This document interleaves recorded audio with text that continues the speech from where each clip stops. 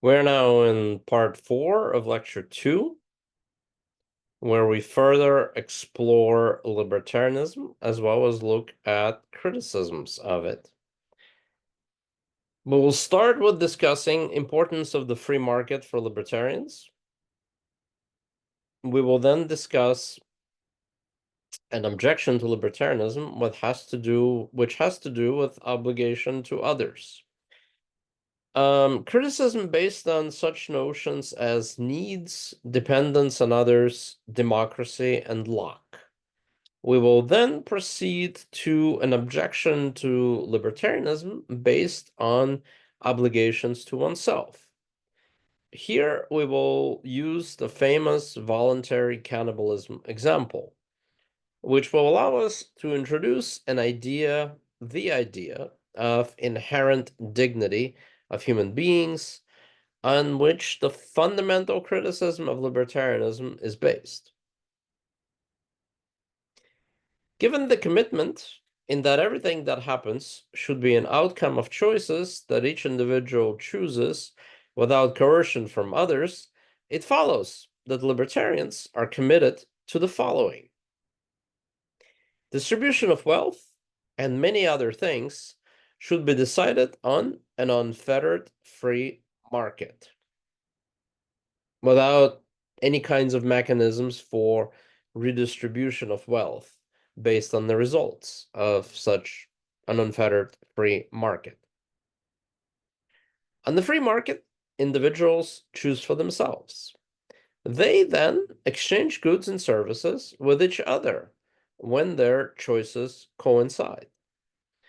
Liberty is exercised on the free market, and the government should not intervene in the market or with the outcomes of the market. In this sense, libertarians are committed to minimal government. Minimal government mostly only enforces contracts and prevents theft. Libertarians take it that the market would quickly undo whatever patterns were attempted by the government redistribution. Liberty upsets patterns is the famous phrase that captures this idea. The basic thought here is that wealthy persons become wealthy because their products or services are in demand. For example, wealthy basketball players. As soon as the wealth is transferred from such wealthy persons, then the persons to whom the wealth is transferred would just put it right back into the wealthy person's hands by continuing to demand their services at the market prices. Sandel offers two kinds of objections to libertarianism. The first objection aims to establish that individuals have some obligations to other persons beyond just those which they choose. For example, another person may have greater needs than oneself with regard to food or medical resources, or anything else that one has. This is a utilitarian point that our resources may maximize overall utility of everyone if they, or some portion of them, were transferred to others. In response, in order to satisfy the greater need of others. In response, a libertarian points out that it is not needs that create rights, but rather self-ownership and choices do. Someone else only has a right to my property only if I choose to give them my property. But does my ownership of certain resources not depend on the work of others?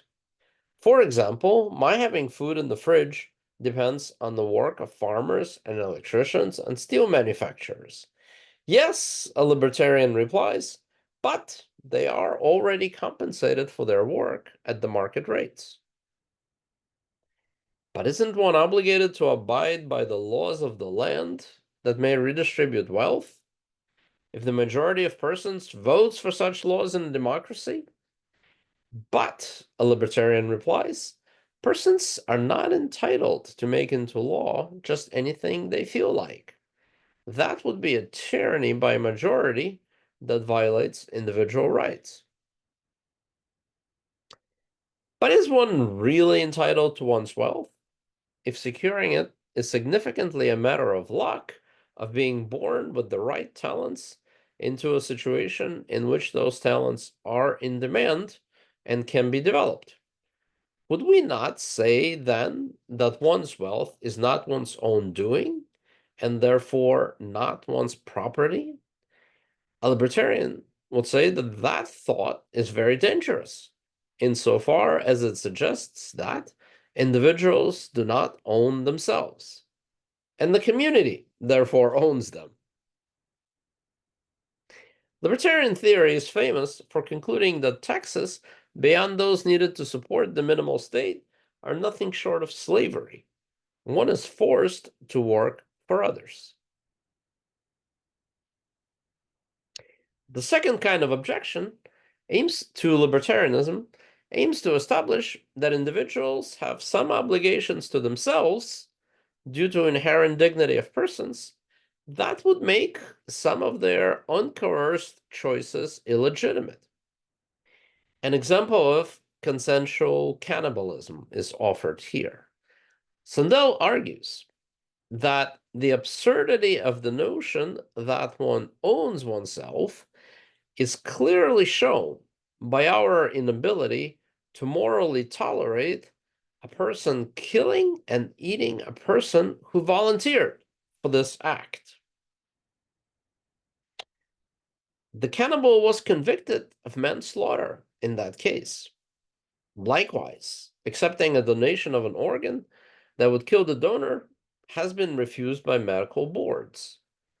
If self-ownership, thinking of oneself as in relation to oneself as property, was the right account of freedom, then both voluntary cannibalism and terminal organ donation would not raise moral objections.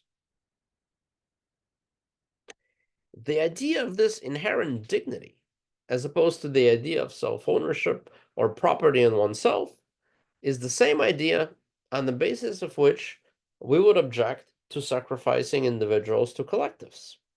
In the case of the trolley problem, the mignonette, and so on. And so this idea of inherent worth of individuals is something libertarianism doesn't quite do right by allowing freedom for individuals to do anything they choose, including those acts which do not respect this inherent dignity of human beings that is in them.